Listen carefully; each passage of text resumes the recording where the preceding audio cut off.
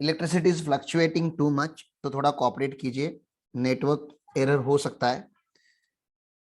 तो I was discussing if the turnover of the person, देखो अगर turnover of the person is more than 10 lakh और profit और income of a person is more than 1,20,000 in any of the 3 previous year, any 1 year during last 3 years, तो आपको क्या हो जाएगा, books of accounts maintain करना मैंडेटरी हो जाएगा।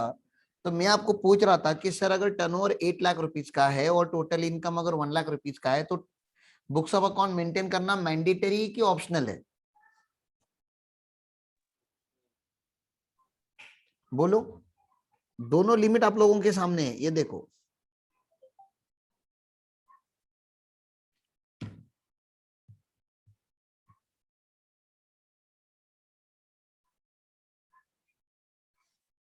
जल्दी बोलो, ऑप्शनल है कि मैंडेटरी है? ये ऑप्शनल है सर, यहाँ पे ऑप्शनल है। चलो ठीक है, आगे चलता हूं। सर मेरा टर्नओवर अभी जो है, टर्नओवर जो अभी है वो हो गया 12 लाख रुपीज का, मेरा टोटल इनकम अभी भी 1 लाख रुपीज का ही है, तो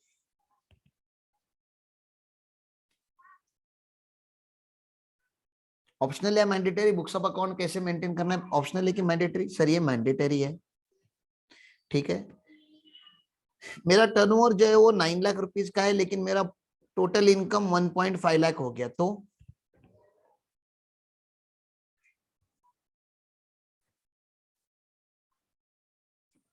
सर तभी भी मैंडेटरी, क्योंकि यहाँ पे इसकी वजह से मैंडेटरी, यहाँ पे इसकी वजह से मैंडेटरी हो गया।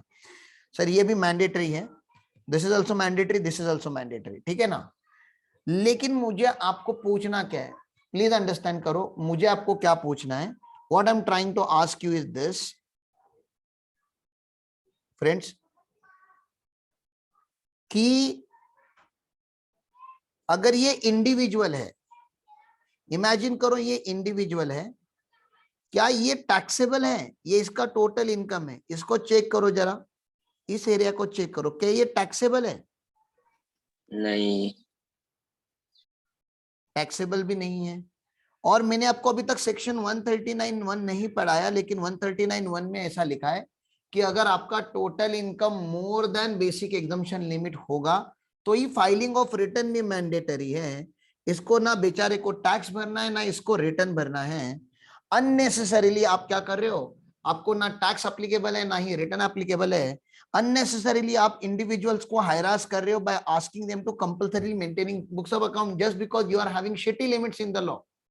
इस लिमिट्स का कोई सेंस नहीं बनता sir. 1,20,000 is nothing for any business person. आपको नहीं लग रहा बिजनेस में कम से कम 1,20,000 तो कोई ना कोई कमाता भी होगा, तभी तो बिजनेस कर रहा होगा।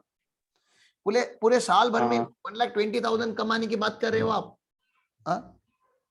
तो ये कौन करता है यार ऐसे? ऐसे नहीं करना चाहिए था। तो इंडिविजुअल और एचयूएफ लोगों ने ना आवाज उठाई इसके अगेंस्ट। जब मोदी सरकार आई, अरुण जेटली सर ने इस लिमिट्स को रिवाइज कर दिया। उन्होंने बोला सुनो भैया, इंडिविजुअल और एचयूएफ का ये लिमिट सेंसलेस है। हाँ, ये कंपनी, फर्म, एलएलपी, उनकी अगर आप बात करो तो उनको, क्योंकि टैक्स तो 10 रुपए का इनकम होगा तभी भी उसके ऊपर टैक्स लग जाता है, 100 रुपए का इनकम होगा तभी भी टैक्स लग जाता है। लेकिन जिनको बेसिक एग्जम्पशन लिमिट का बेनिफिट हम देते हैं, खास करके इंडिविजुअल एचयूएफ के लिए, उसके लिए टर्नओवर का लिमिट उन्होंने बना दिया 25 लाख और इनकम का लिमिट बना दिया उन्होंने 2.5 लाख। जरा जस्टिफाइबल लग रहा है ना? अभी लिमिट बढ़ाने से अभी अच्छा लग रहा है ना? हाँ सर, ये इंडिविजुअल एचयूएफ के लिए लिमिट बढ़ गया, ये अच्छी बात हो गई। ये देखो यहाँ पे मैं लिमिट्स की बात कर रहा था।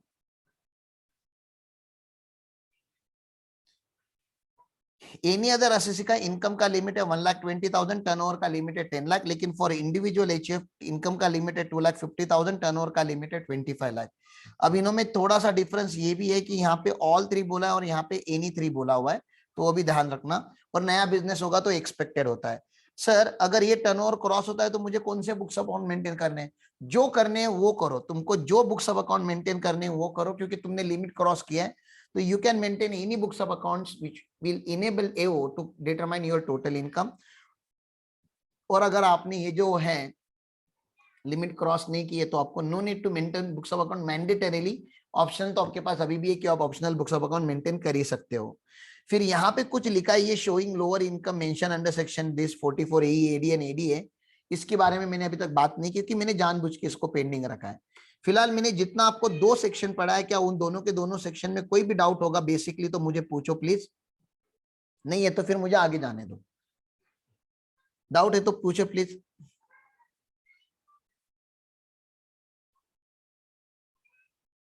नहीं सर।